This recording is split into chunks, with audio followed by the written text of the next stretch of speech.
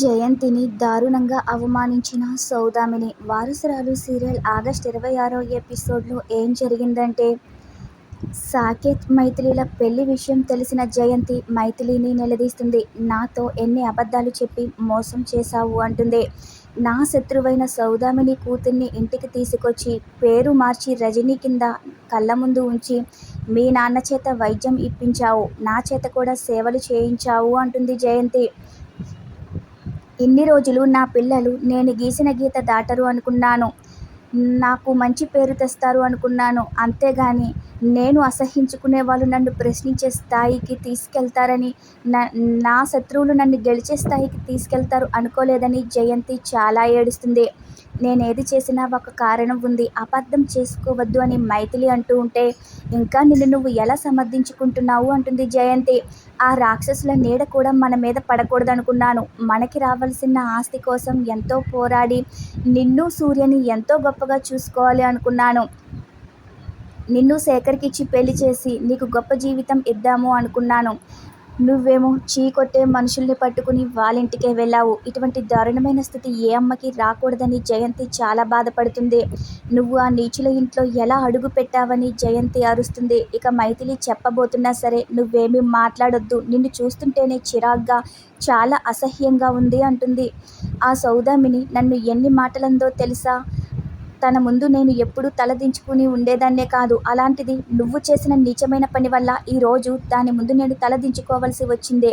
తన అంటున్న మాటలన్నీ నేను పడాల్సి వచ్చిందని జయంతి ఫ్లాష్ బ్యాక్లోకి వెళ్ళి జరిగిందంతా చెబుతూ ఉంటుంది. సౌదామిని జయంతితో మాట్లాడుతూ, ఇంత జరిగినా నీ పొగరు తగ్గలేదా? ఇంకా ఎలా ఉన్నావు? నా కళ్ళల్లో కళ్ళు పెట్టి ఎలా చూడగలుగుతున్నావు అంటుంది. నా ముందు తలెత్తుకుని ఎలా తిరగగలుగుతున్నావు అని సౌదామిని అంటుంది.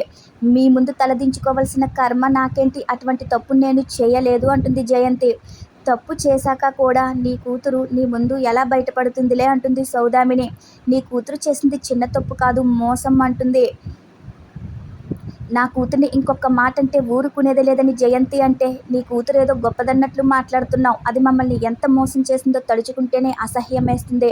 అసలు నీ కూతురు ఏం చేసిందో తెలుసా అంటూ మొదటి నుంచి జరిగిందంతా చాలా వివరంగా చెప్తుంది సౌదామిని. ఆ మాటలు విన్న జయంతి షాక్ అవుతుంది. ఇంకా నోట మాట రాదు. నీ కూతురు మామూలుది కాదు అంటుంది సౌదామిని. నీ కూతురికి ఈ బుద్ధులన్నీ నీ నుంచే వచ్చుంటాయి. నీ కూతురు మీద నీకు నిజంగా అంత నమ్మకం ఉంటే నువ్వు ఇంటికి వెళ్ళి అడుగు. దాని మెడలో నీకు తెలియకుండా దాచుకున్న మంగళసూత్రం బయటికి లాగి మరీ అడుగు. అప్పుడైనా నిజం చెప్తుందేమో అంటుంది సౌదామిని.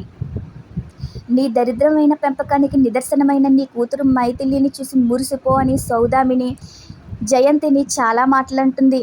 నానా మాటలు అని ఇక అక్కడి నుంచి వెళ్ళిపోతుంది.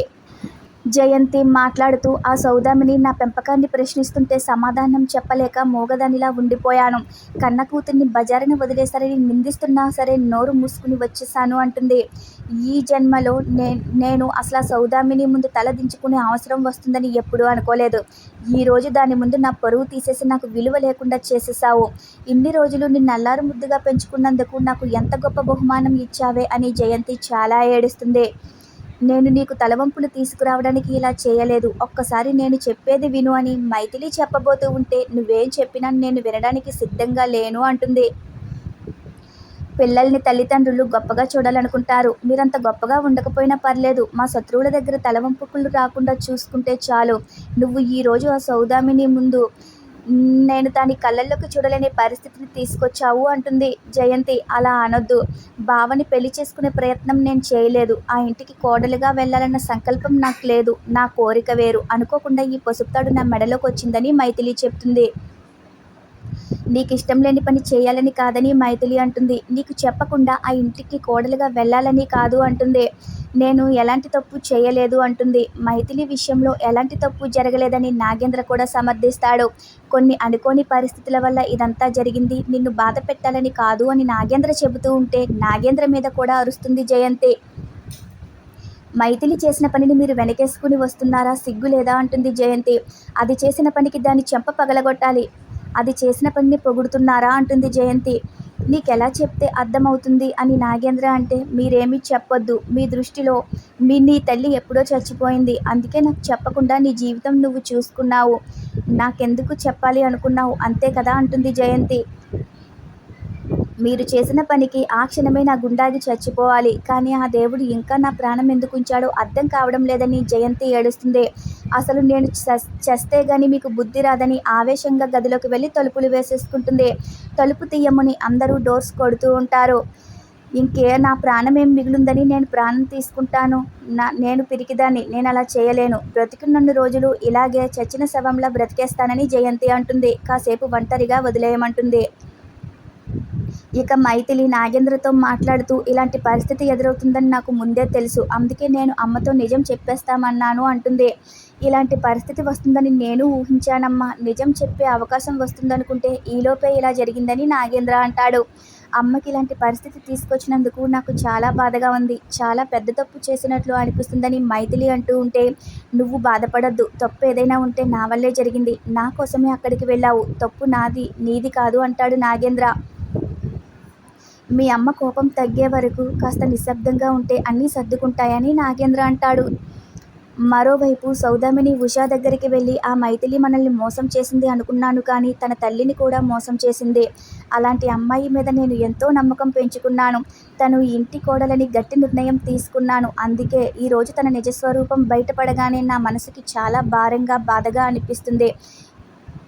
ఏది ఏమైనా తను మన జీవితంలో ఉండాల్సిన వ్యక్తి కాదని సౌదామిని వసుతో చెప్తూ ఉంటుంది. ఒకసారి దాని తండ్రి నీకు అన్యాయం చేశాడు, మరోసారి వాడి కూతురు నీకు అన్యాయం చేసింది. ఇక ఎప్పటికీ వాళ్ళ నీడ కూడా ఈ ఇంటి మీద పడనివ్వనని సౌదామిని ఏడుస్తూ ఉంటుంది. అప్పుడే చందన ఇంట్లోకి వచ్చి, ఇంట్లో పరిస్థితులు బాగోపోవడంతో వీళ్ళందరినీ ఇలా చూస్తే సంతోషం కూడా ఉన్న ఇల్లు కూడా శ్మశానంగా అనిపిస్తుంది. వీళ్ళందరినీ యాక్టివ్ చేయాలి అనుకుంటూ అందరినీ హాల్లోకి తీసుకొచ్చి కూర్చోపెడుతుంది. అందరూ దిగులుగా ఉన్నారు అని చందన అంటుంది. క్యారమ్ బోర్డు తెచ్చి అందరితోనూ సరదాగా ఆటలు ఆడిపిస్తూ ఉంటుంది చందన.